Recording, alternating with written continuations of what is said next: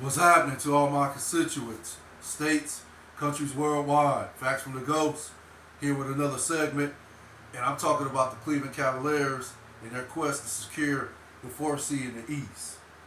Now, they lost to the Denver Nuggets last night, and their record currently is 38 and 23. So if you add it up, that's 61 games that you have to subtract from the 82, which is 82 games in the season. That'll give you 21. So basically, the Cavs will have to win 10 out of the 21 to secure the fourth seed. And do I think they can do that? Well, yes, I do. But it's a lot of variables to why I think it could possibly happen.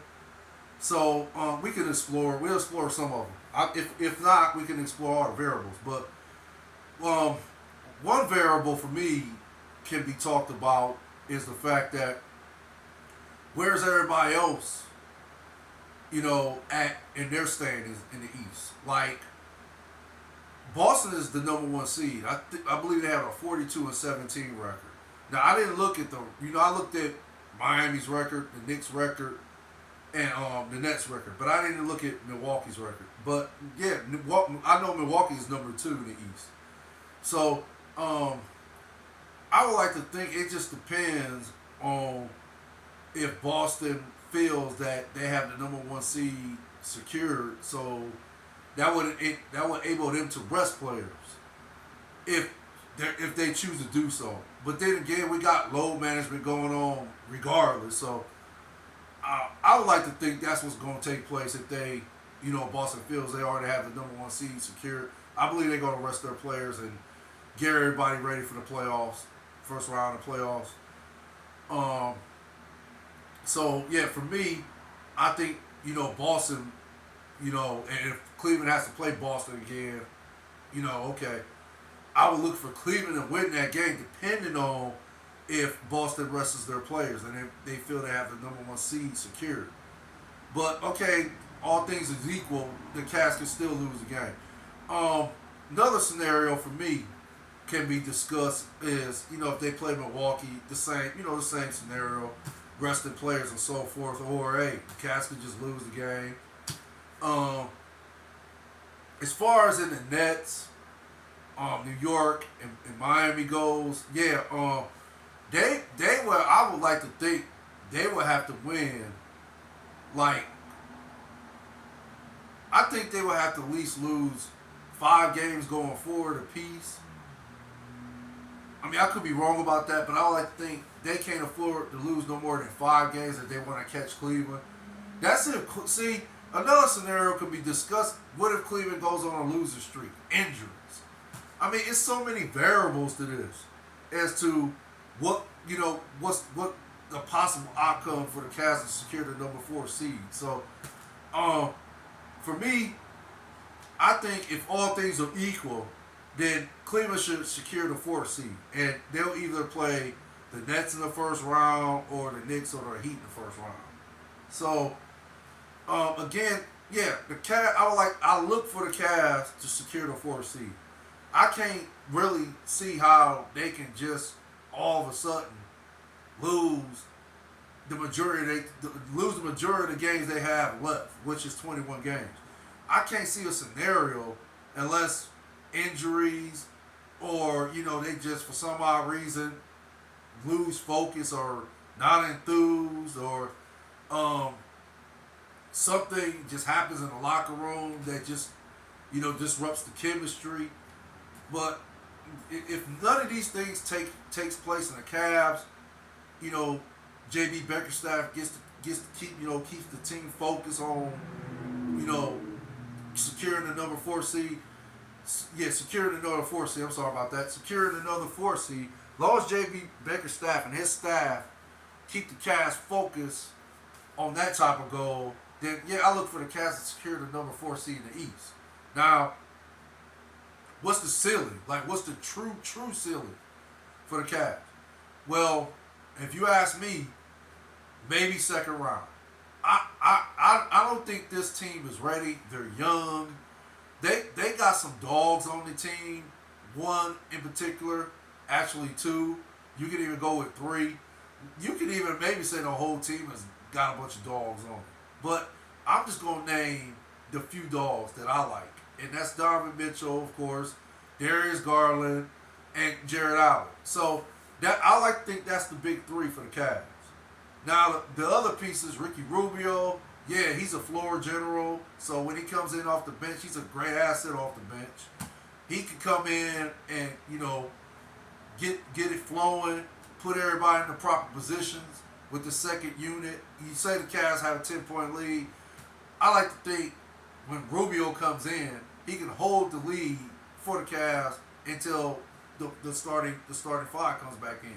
So he would be like I said, the floor general. He will, get everything flowing on the court. He'll keep the offense popping. Ball movement, his ability to get to the basket, dribble penetration, pick and roll game. His pick and roll game is nice. He got a nice outside shot. He occasionally hit the three, but his best attribute is his ability to get to the basket and finding the open man. So yeah, I believe Ricky Rubio will provide that with the second unit. Now, as far as in the bench, well, Jetty's okay. I like Jetty. Could he be a little bit more consistent? Of course. But what's his? I know his last name is Wade. He's a decent player too. I like his game. He can shoot. But what I believe is lacking for the Cavs, and I've been saying this all year, what I believe is lacking for Cleveland is the fact that they don't have a sniper. They don't have that guy that can literally just come off the bench and just light it up from the 3-point range, from the 3-point line. They don't have that guy. That's just my opinion. Now, yeah, can things change in the playoffs? Can things change in these next 21 games? Yeah, perhaps. But as of right now, no, I don't see that shooter that the Cavs need. I believe the Cavs have that type of shooter. And I would have liked, what's his name? Bogdan Bogdanovic or something like that. If they could have got a guy like him, he would have helped. Because he's a knockdown Mark Smith from the 3-point line. And the other guy from Milwaukee, now his name is Pat Carrington. He's really nice for the Bucks. That dude come in and just, he can hit, like he's capable of hitting three-point shots in a row. Like literally, he can just get in a rhythm where he's like lethal from the 3-point line. No, I'm not saying the Cavs should try to trade for him or try to, find a way to sign this guy, whatever. His contract is up. No, because I believe he's going to be with Milwaukee for a very long time. So I was just bringing him up because this is the type of shooter I feel the Cavs need. If they had this type of shooter, then I would think the sky would be limit for Cleveland as far as in their ceiling and them possibly reaching the NBA Finals. And I would like to say for the first time since LeBron James left, that would put them in that type of position. But as far as in their offense and their defense, well, I want to say I don't know if they're still the best defensive team in the league, but a couple weeks ago I heard they were like one of the best teams in the NBA, and that was, I think they was holding opponents to 106 points a game.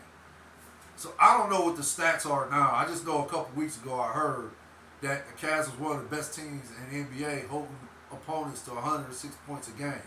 So, yeah, their defense is decent and their offense is, really good. So, but then again, we are living in today's NBA where I personally think nobody really plays D-All like that anyway. Again, I could be wrong for what I'm saying, but it's just what my eyes is telling me. I don't see that type of defense intensity that I saw when I was playing basketball coming up in the 80s, 90s, and so forth. Well, early 2000s.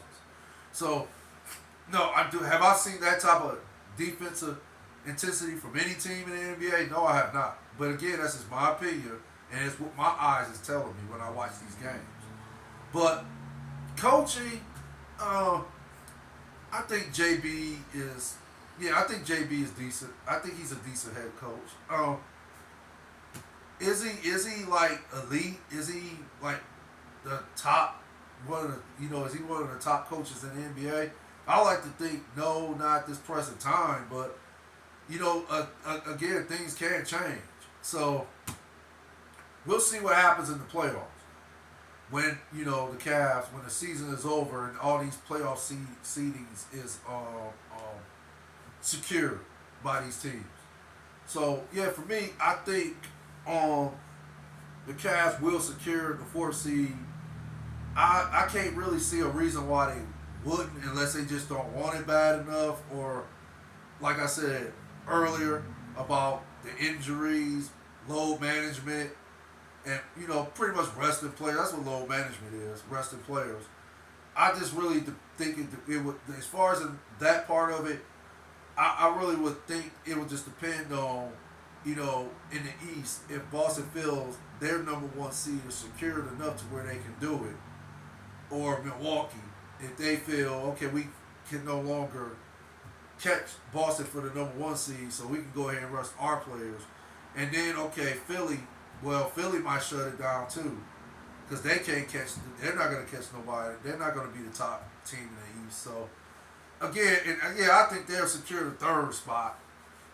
Because I don't think Cleveland can catch them because they've already lost to Philadelphia this year too. So I don't think they'll be able to catch Philly. But the fourth seed, I really believe they'll be able to secure that. And it would just basically the Cavs, I feel they're in control of their own destiny. That's what I'm trying to say. The Cavs control their own destiny. So it just would basically be an epic collapse.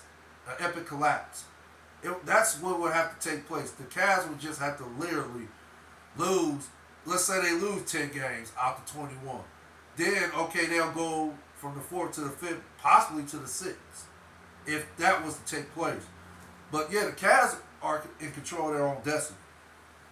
And I just feel like guys like Donovan Mitchell, Jared Allen, Darius Garland, I just feel their skill set is too good for them not to have that type of epic fail. Because as you know, Donovan Mitchell is a star, if not a superstar already. He's already been established in the NBA. Everybody knows the type of player Donovan Mitchell is, what he can bring to the table. Darius Garland, I like to think he's an emerging star or superstar. Jared Allen, he just brings it. He's a rebounder. He's a hustler. He plays defense.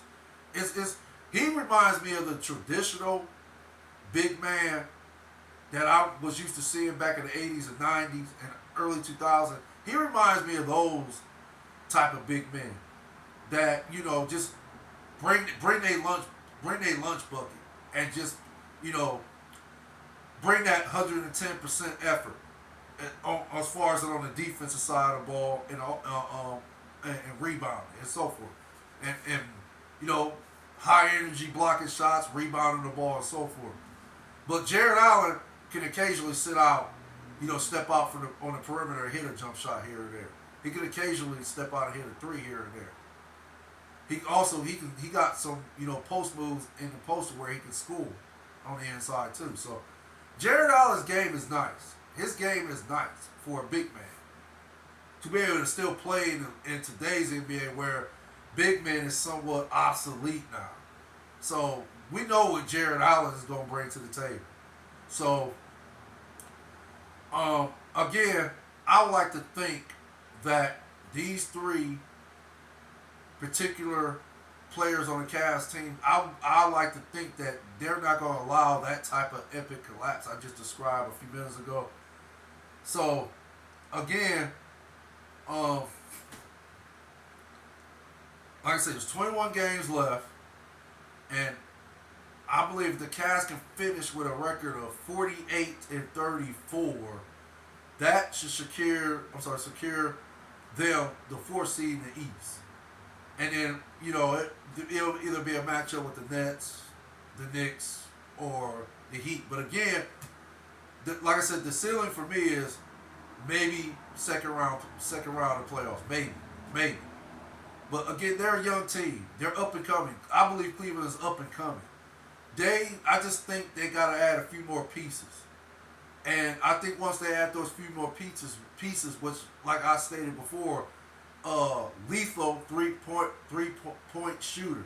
Whether he comes off the bench or he starts, hey, however they want to dress it up, they need that type of shooter. They need a guy to just come in and just be lights out from 3-point range.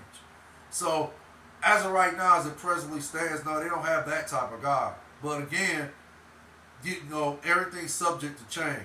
So we'll see going forward where the Cavs finish and how they perform on the court and how they look going into the playoffs. So I just basically want to touch on, or basically, touch and give my opinion on how I feel the Cavs can secure the 4th seed and their ceiling and so forth. Thank you for listening to my podcast. If you like it, I appreciate it. But if you just view it, I appreciate it more. Y'all stay safe out there. Stay blessed. Facts for the Ghosts. Later. One love.